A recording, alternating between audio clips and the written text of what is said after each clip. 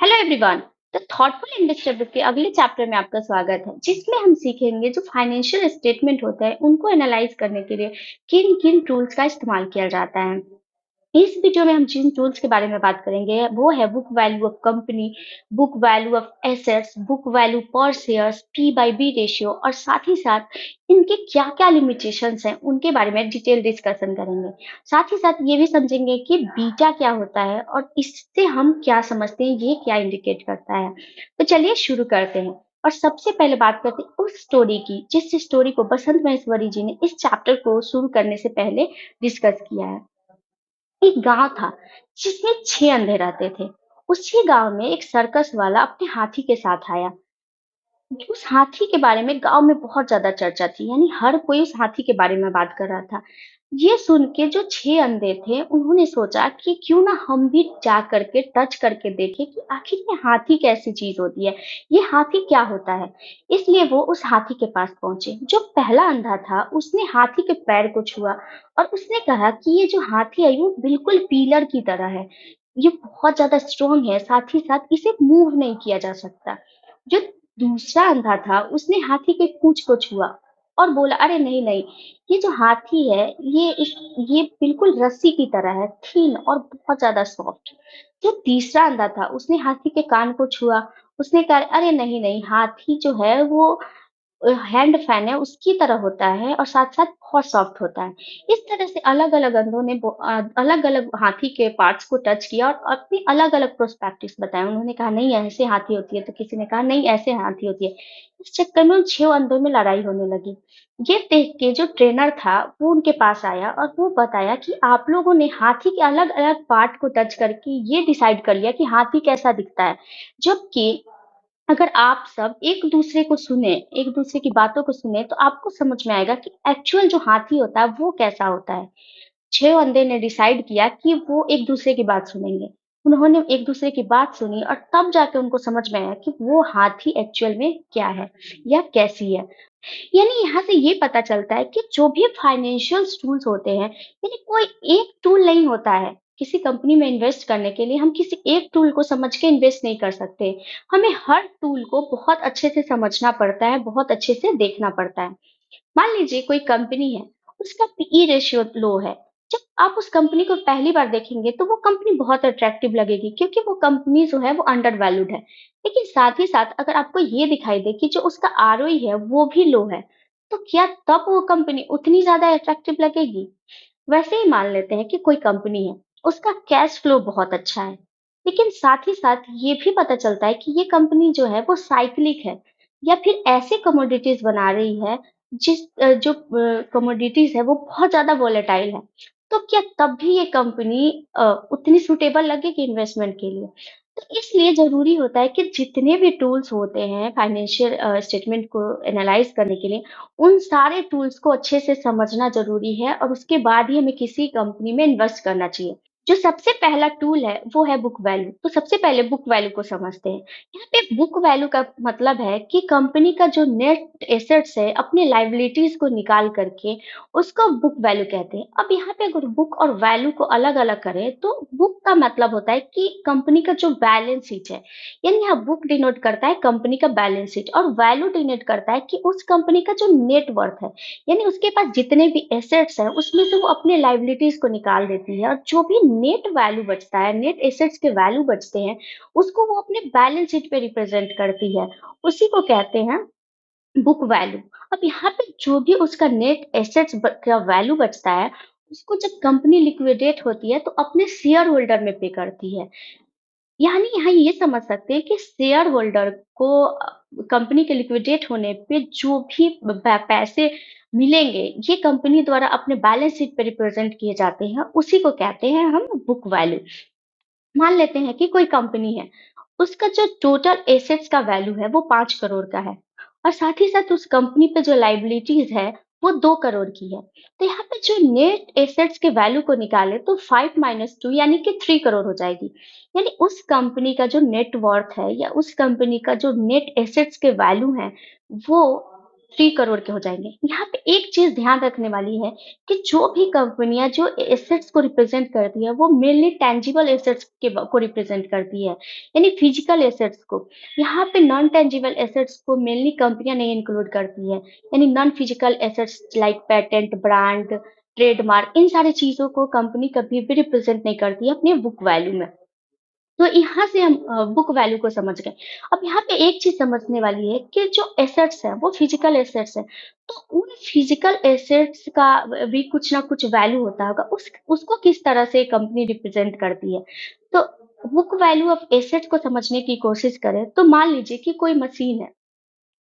उसका जो जब वो कंपनी उस मशीन को खरीदती है, तो उसका वैल्यू 2 लाख रुपए है।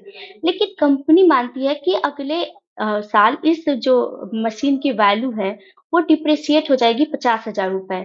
यानी अगर देखा जाए तो 2 लाख माइनस 50,000 यानी 1.5 लाख रुपए उस जो मशीन की वैल्यू है, वो अगले साल बचेगी। तो इस तरह से बुक वैल्यू ऑफ एसेट्स को निकाला जाता है। यहाँ पे क्या होता है कि जनरली जो एसेट्स होते हैं, जो बुक वैल्यू में रिप्रेजेंट किए जाते हैं, वो फिजिकल एसेट्स होते हैं लाइक रियल एस्टेट, कोई इक्विपमेंट, कोई मशीनरी और इनका वैल्यू हमेशा बढ़ती या घटते रहती है मार्केट प्राइस की मार्केट के फ्लक्चुएशंस की वजह से या किसी और वजह से इसके प्राइसेस घटते या बढ़ते रहते हैं। तो कंपनी एक मोटा-मोटा ऐसा मान लेती है कि अगले साल इसकी वैल्यू इतनी हो जाएगी। लेकिन ज़रूरी नहीं है कि उसकी वैल्यू एग्ज़ैक्टली वही हो, कभी घट सकती है, कभी बढ़ सकती है। यानी जो कंपनी अपने तरफ से नेट वर्थ अपनी कंपनी का रिप्रेज़ेंट करती है, अपने बैलेंस शीट पे, उसको हम बुक वैल्यू मानते हैं। तो यहाँ पे ये समझ आता है कि वो जो होता है वो कंपनी का जो थ्योरेटिकल होता है, थ्योरेटिकल चीज़ें होती हैं जो अपने एसेट्स को, अपनी लायबिलिटीज़ को निकाल कर के और रिप्रेजेंट करती है बैलेंस शीट पे। यानी कंपनी का मानना है कि उसके पास जो नेट वर्थ है इतने की है, यानी जब कंपनी लिक्विडेट होगी तो अपने शेयर होल्डर्स को इतने पैसे पे कर पाएगी। तो ये होता है बुक वैल्यू। अब समझते हैं कि बुक वैल्यू पर शेयर क्या होता है। बुक वैल्यू पर शेयर का मतलब होता है कि जब कंपनी लिक्विडेट होगी तो जितने भी अपने शेयर होल्डर हैं उनके पर शेयर पे कितना रुपया पे करेगी। यानी आपके पास जितना भी शेयर है उसमें अगर एक शेयर पे आपको कितना रुपया या कितना पैसा मिलेगा कंपनी के द्वारा जब वो कंपनी लिक्विडेट होगी। इसमें सबसे इम्पोर्टेंट चीज़ है जो समझने वाली है वो होता है आउटस्टैंडिंग शेयर्स। अब आउटस्टैंडिंग शेयर्स का क्या मतलब होता है? आउटस्टैंडिंग शेयर्स का मतलब होता है कि वो शेयर्स जो ऑलरेडी शेयर होल्डर्स के पास या जो इन्वेस्टर्स हैं उनके पास है, यानी वो जो फ्लोटिंग शेयर्स है, जो ऑलरेडी इन्वेस्टर्स या शेयर होल्डर होल्ड करके रखे हैं, जो शेयर्स कंपनी द्वारा मार्केट में डाली जा चुकी है, जिसे शेयर होल्डर ले चुके हैं या जो शेयर्स शेयर होल्डर के पास है, जो इन्वेस्टर के पास है, उनको आउटस्टैंडिंग शेयर्स कहते हैं। अब जो जो बुक वैल्यू पर शेयर्स निकलता है, वो निकलता है जो कंपनी के नेट एसेट्स हैं, उनको डिवाइड कर दिया जाता है आउटस्टैंडिंग शेयर से। मान लीजिए कि कोई कंपनी है, उसका नेट एसेट्स जो है वो 30 करोड़ का है और वहीं पे उसके जो आउटस्टैंडिंग शेयर हैं, जो फ्लोटिंग शेयर्स हैं, जो शेयर होल्डर के पास शेयर्स हैं, वो 1 करोड़ है। अगर यहाँ पे डिवाइड कर दें 30 करोड़ बाई 1 करोड़, तो जो बुक वैल्यू पर शेयर निकलेगा वो 30 रुपए होंगे। यानी जब कंपनी लिक्विडेट होगी तो अपने शेयर होल्डर को 30 रुपए पे करेगी हर शेयर पे। तो ये होता है बुक वैल्यू पर शेयर। अब यहाँ पे एक चीज़ समझने वाली होती है कि अगर बुक वैल्यू कंपनी के जो शेयर्स है बुक वैल्यू है कंपनी के शेयर्स की, उनका वैल्यू अगर मार्केट के शेयर से ज़्यादा है, यानी मार्केट प्राइस जो है एक शेयर के उनसे ज़्यादा है बुक वैल्यू पर शेयर का, इसका मतलब है जो कंपनी है वो अंडर वैल्यूड है। लेकिन अगर जो मार्केट प्राइस है वो बुक वैल्यू पर शेयर से ज़्यादा है, यानी कंपनी है जो वो ओवर वैल्यूड है। लेकिन ये एक सिंगल मैट्रिक नहीं होता है किसी कंपनी के शेयर्स को ये जानने के लिए कि वो अंडर वैल्यूड है या ओवर वैल्यूड है। इसके अलावा बहुत सारी जो मैट्रिक्स हैं, बहुत सारे टूल्स हैं, उनको समझना बहुत ज़्यादा ज़रूरी होता है। जैसे डीसीए डीसीएफ जो होता है, डिस्काउंटेड कैश फ्लो, ये बताता है, ये निकालता है इंट्रिंसिक वैल्यू को, यानी इससे हम इंट्रिंसिक वैल्यू को कैलकुलेट करते हैं। यानी इंट्रिंसिक वैल्यू का जानना जरूरी है, इसके साथ हमें पीई रेशियो जानना जरूरी है, पी बाई बी रेशियो जानना जरूरी है। यानी बुक वैल्यू पर शेयर के साथ साथ हमें डीसीएफ और पीई रेशियो का भी बहुत अच्छा इंफॉर्मेशन होना चाहिए, किसी कंपनी को ये समझने के लिए कि वो अंडर वैल्यूड है या ओवर वैल्यूड है। अब समझते हैं पी बाई बी रेशियो को। यहाँ पे अगर जनरली समझे तो पी का मतलब हो गया प्राइस, बी का मतलब हो गया बुक वैल्यू, यानी मार्केट प्राइस पर शेयर बाई बुक वैल्यू पर शेयर। तो अगर मान लीजिए किसी कंपनी का जो मार्केट प्राइस पर शेयर है वो 100 रुपए है, वहीं पे जो उसका बुक वैल्यू पर शेयर है वो 50 रुपए है, यानी पी बाई बी जो रेशियो होगा वो 2 होगा। मेनली जो इन्वेस्टर्स होते हैं पी बाई बी का रेशियो का इस्तेमाल करते हैं डिफरेंट कंपनी के पी बाई बी रेशियो को समझने के लिए। मान लीजिए कि कंपनी ए है, उसका पी बाई बी रेशियो 2 आया, जो कंपनी बी है उसका पी बाई बी रेशियो 2.5 आया। तो यहाँ पे इन्वेस्टर्स को ये पता चलता है कि जो पहली कंपनी है, कंपनी ए है, as compare to company B, वो अंडर वैल्यूड है। यानी यहाँ पे एक और चीज जो समझने वाली होती है वो होता है कि अगर पी बाई बी का जो रेशियो है 1 से कम है, इसका मतलब है वो कंपनी अंडर वैल्यूड है, लेकिन अगर 1 से ज़्यादा है तो वो ओवर वैल्यूड है। यहाँ पे ये समझ आता है कि अगर पी बाई बी रेशियो एक कंपनी का 2 आया, दूसरी कंपनी का 2.5 आया, यानी वो कंपनी जो कंपनी ए है वो अंडर वैल्यूड है as compare to company B. अब जो चीज़ मेनली समझने वाली होती है कि जो कंपनी है वो अपने बैलेंस शीट पे इन सारे वैल्यूज़ को रिप्रेज़ेंट करती है। तो ये जो वैल्यू है वो कितना सही है, कितना गलत है, इसको किस तरह से समझें? तो इसमें क्या-क्या लिमिटेशंस होते हैं, अगर उसे समझ जाएँ तो हम इसे आसानी से समझ सकते हैं। इसके इस मैट्रिक्स के इस्तेमाल भी बहुत अच्छा होता है, ये बहुत अच्छी चीज़ें रिप्रेज़ेंट करती है, लेकिन इसके साथ-साथ बहुत सारे लिमिटेशंस होते हैं। जैसे सबसे पहला लिमिटेशंस देखें तो जो कंपनी है वो मेनली इंक्लूड करती है अपने टोटल एसेट्स में टेंजिबल एसेट्स को, फिजिकल एसेट्स को, नॉन टेंजिबल एसेट्स को वो रिप्रेज़ेंट नहीं करती है। जैसे ब्रांड को, पेटेंट को, ट्रेडमार्क को, इसको रिप्रेजेंट नहीं करती है। तो मान लीजिए कि कोई कंपनी है फार्मा की, वो फार्मा की कंपनी एक ड्रग्स बनाती है। जब कोई भी फार्मा की कंपनी कोई ड्रग्स बनाती है, तो उसपे वो कुछ टाइम के लिए पेटेंट लेती है और उस पेटेंट के ज़रिए उसको एक राइट मिलता है कि वो मार्केट में उस ड्रग्स को बेच सके। उसके अलावा कोई और कॉम्पिटिटर उस ड्रग्स को नहीं बेच सकता है या फिर उस ड्रग्स को वो बना नहीं सकता है। तो यहाँ पे क्या होता है कि उस कंपनी को एक राइट मिल जाती है उस पेटेंट की वजह से कि वो अपने प्राइसेज़ को बढ़ा करके उस ड्रग्स को मार्केट में बेच सके, और चूँकि वो सिंगल कंपनी होती है, इस वजह से उस पेटेंट की वजह से उस कंपनी को बहुत ज़्यादा फ़ायदा होता है। वो बहुत ज़्यादा रेवेन्यू जनरेट करती है, अपने जो कंपनी के ग्रोथ है, उसको बहुत अच्छा कर लेती है। तो यहाँ पे जो पेटेंट है, उसको देख कर के एज़ ए इन्वेस्टर्स हम उस कंपनी में इन्वेस्ट कर सकते हैं। लेकिन अगर बुक वैल्यू को समझ के हम समझने की कोशिश करें, तो बुक वैल्यू में इस इंटेंजिबल एसेट्स को, यानी उस पेटेंट को इंक्लूड ही नहीं किया जाता है। तो हम किस तरह से ये समझ सकते हैं, किस तरह से फार्मा की कंपनी में हम अ, सिर्फ़ बुक वैल्यू को देख कर के ये कंक्लूज़न नहीं निकाल सकते, सिर्फ़ बुक वैल्यू के बेसिस पे हम उस कंपनी में इन्वेस्ट नहीं कर सकते हैं। क्योंकि वो कंपनी जितने भी रेवेन्यू जनरेट कर रही है, वो अपने नॉन टेंजिबल एसेट्स यानी पेटेंट की वजह से बहुत ज़्यादा जनरेट कर रही है। उसी तरह से टेक्नोलॉजी की कंपनीज़ होती हैं, जो टेक्नोलॉजी सेक्टर होता है, अगर वो कोई सॉफ्टवेयर बनाती है, तो उस सॉफ्टवेयर को बनाने के बाद वो उसके पास एक राइट होता है कि वैसा सॉफ्टवेयर कोई और कंपनी या उस सॉफ्टवेयर को कोई और कंपनी नहीं इस्तेमाल कर सकती है। तो वो उसकी वजह से भी वो कंपनी अच्छा रेवेन्यू जनरेट कर पाती है। जैसे अगर एक एग्ज़ाम्पल के थ्रू समझें, तो अगर Google patent company Alphabet Inc की बात करें, तो उसका जो बुक वैल्यू है वो बहुत लेस होता है मार्केट कैपिटलाइज़ेशन से। यानी जब आप देखेंगे इस कंपनी को, वो पैटेंट के थ्रू किस तरह से उसकी बुक वैल्यू बहुत कम है, जबकि उसका मार्केट कैपिटलाइज़ेशन बहुत ज़्यादा होता है।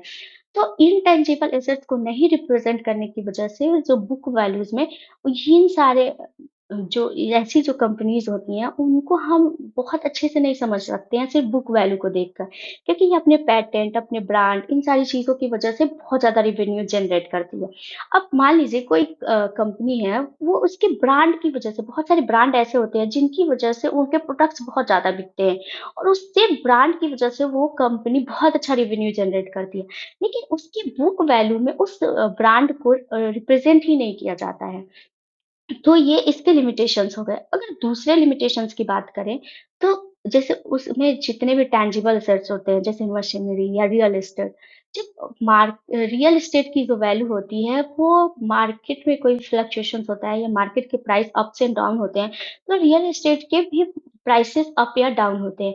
यानी जब बुक वैल्यू रिप्रेज़ेंट किया जाता है, उस समय पे जो एसेट्स की, जो रियल एस्टेट की वैल्यू वहाँ पे डाली जाती है, वो वैल्यू आगे आने वाले टाइम में उस समय तक अगर मार्केट में कोई फ्लक्चुएशंस होता है तो उसके प्राइसेस घट या बढ़ सकते हैं।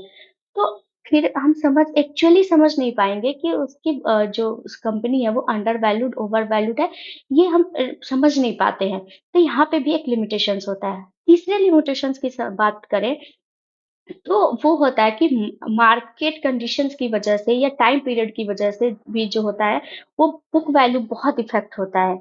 इसलिए हमें जो कंपनियाँ अपना बैलेंस शीट या कंपनी जो अपने फाइनेंशियल्स रिपोर्ट्स पब्लिश करती है, उन फाइनेंशियल रिपोर्ट से अप टू डेट रहना बहुत ज़्यादा ज़रूरी होता है। हमें उस फाइनेंशियल रिपोर्ट को बहुत बारीकी से समझना चाहिए और साथ ही साथ हमें कंपनी का ट्रेंड और उसके इकोनॉमिक इंडिकेशन इन सबको समझना पड़ता है बुक वैल्यू के साथ-साथ।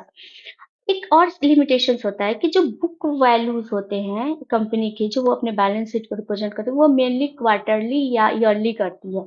यानी उसके बीच में जितने भी पीरियड्स होते हैं, उस टाइम पे हम एक्चुअली नहीं समझ सकते हैं कि उस कंपनी का बुक वैल्यू क्या है क्योंकि उसके जितने भी एसेट्स हैं, उसके वैल्यू घट या बढ़ सकते हैं। तो क्वार्टरली या एनुअली रिपोर्ट आने की वजह से उसके बीच की चीज़ों को हम बहुत अच्छे से नहीं समझ सकते हैं, तो ये भी एक लिमिटेशंस होता है। अगर हम ये समझें कि तो बुक वैल्यू होता है वो मेनली हमें किस कंपनी में कौन-सी ऐसी कंपनी होती है, जिन कंपनियों में बुक वैल्यू बहुत अच्छे से रिप्रेज़ेंट किया जाता है। यानी बुक वैल्यू को देख कर के हम वैसी कंपनियों में एक अच्छा अनुमान लगा सकते हैं। तो कोई मैन्युफैक्चरिंग की कंपनी है, कोई रिटेल सेक्टर है या कोई बैंकिंग की कंपनी है, बैंकिंग की कंपनीज़ हैं। तो ये 3 ऐसी होती है मैन्युफैक्चरिंग, रिटेलिंग या बैंकिंग। इनके जो बुक वैल्यूज़ होते हैं वो जनरली एक्यूरेट होते हैं क्योंकि इनके जो एसेट्स होते हैं मेनली टेंजिबल एसेट्स होते हैं और बुक वैल्यू में टेंजिबल एसेट्स को बहुत अच्छे से रिप्रेजेंट किया जाता है। वहीं पे अगर देखा जाए जो सर्विस सेक्टर है जैसे आईटी सेक्टर या फिर फार्मा की कंपनी, ये सारी चीज़ों में ज़्यादातर इनटेंजिबल एसेट्स होते हैं। इसलिए इनकी जो बुक वैल्यू होती है वो बहुत अच्छे से रिप्रेजेंट नहीं की जाती। तो यहाँ पे एक चीज़ समझने वाली है कि बुक वैल्यू एक मैट्रिक है ये समझने के लिए कि उस कंपनी का नेट वर्थ क्या है, जब कंपनी लिक्विडेट होगी तो शेयर होल्डर्स को क्या मिलेगा। लेकिन उसके साथ-साथ हमें कंपनी का कैश फ्लो, कंपनी का अर्निंग पोटेंशियल्स, उस कंपनी का ग्रोथ, इन सारी चीज़ों को बहुत अच्छे से समझने की ज़रूरत है। अब हम समझते हैं बीटा को। बीटा क्या रिप्रेज़ेंट करता है? बीटा भी एक टूल्स होता है, एक मैट्रिक्स होता है फाइनेंशियल स्टेटमेंट को एनालाइज़ करने का। जो बीटा होता है वो जनरली जो स्टॉक है या जो भी पोर्टफोलियो है वो मार्केट के फ्लक्चुएशंस के कंपेयर में कितना ज़्यादा वोलेटाइल है। यानी जो आपके स्टॉक है वो कितना ज़्यादा वोलेटाइल है मार्केट के कंपेयर में वो रिप्रेज़ेंट करता है। अगर जो बीटा की वैल्यू है वो 1 से कम है, तो इसका मतलब होता है कि वो स्टॉक लेस वोलेटाइल है। लेकिन अगर 1 से ज़्यादा है, इसका मतलब है कि वो जो स्टॉक है वो बहुत ज़्यादा वोलेटाइल है। जैसे अगर बात करें ऐसी कंपनीज़ की जैसे कंज्यूमर सेक्टर हो गया, यूटिलिटी सेक्टर हो गया, तो ये जो सेक्टर्स होते हैं इनकी बीटा वैल्यू जनरली 1 से कम होती है। यानी ये रिप्रेज़ेंट करती है जो इसके प्राइसेज़ हैं, जो इसके मार्केट के प्राइसेज़ हैं as compare to whole market वो बहुत कम फ्लक्चुएट होते हैं। वहीं पे वैसी कंपनीज़ देखें जो साइक्लिक है या फिर जो ऐसी कमोडिटीज़ को बनाती हैं जो बहुत ज़्यादा वोलेटाइल हैं। तो इन सारे सेक्टर्स में जो होता है वो बीटा की वैल्यू हाई होती है, यानी जो इनके स्टॉक के प्राइसेस होते हैं वो मार्केट के साथ-साथ बहुत ज़्यादा फ्लक्चुएट होता है। उसी तरह से समझें जब बुल मार्केट होता है, लीडिंग बुल मार्केट होता है, तो उस समय पे जो होता है वो बीटा की वैल्यू बहुत ज़्यादा होती है। क्योंकि उस समय पे बहुत सारे जो इन्वेस्टर्स होते हैं वो स्टॉक्स को खरीद या बेच रहे होते हैं। तो इस वजह से उसमें बहुत ज़्यादा वोलेटिलिटी होती है एज़ कम मतलब साथ-साथ मार्केट के साथ-साथ वो भी बहुत ज़्यादा वोलेटाइल होता है। इस वजह से जो उसका बीटा का वैल्यू होता है वो बहुत ज़्यादा होता है। लेकिन मान लीजिए कि उसी समय पे जब bull market leading bull market है, उस टाइम पे कोई कंपनी है, उसके स्टॉक के प्राइसेस लेस वोलेटाइल है। तो इसका मतलब होता है कि उस कंपनी के प्राइसेस जो हैं अभी तक पीक पे नहीं पहुँचे हैं। उस कंपनी के प्राइसेस और भी ज़्यादा बढ़ने वाले हैं।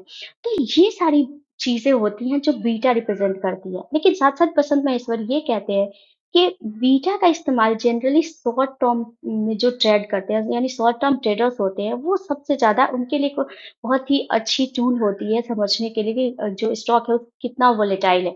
इसको समझने के लिए बहुत अच्छा टूल होता है। लेकिन जो लॉन्ग टर्म इन्वेस्टर्स होते हैं उनके लिए ये जो बीटा होती है वो उतना इम्पोर्टेंट नहीं होता है जितना इम्पोर्टेंट होता है कंपनी के फंडामेंटल्स, कंपनी के बिज़नेस को समझना।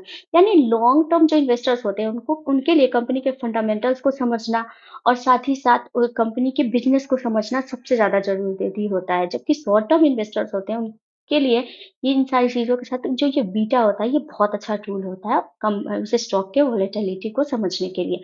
तो ये था बुक वैल्यू और बीटा जिसे हमने इस वीडियो में बात किया। अगले वीडियो में हम किसी और टूल्स के बारे में बात करेंगे, किसी और फाइनेंशियल टूल के बारे में बात करेंगे। तब तक के लिए थैंक यू।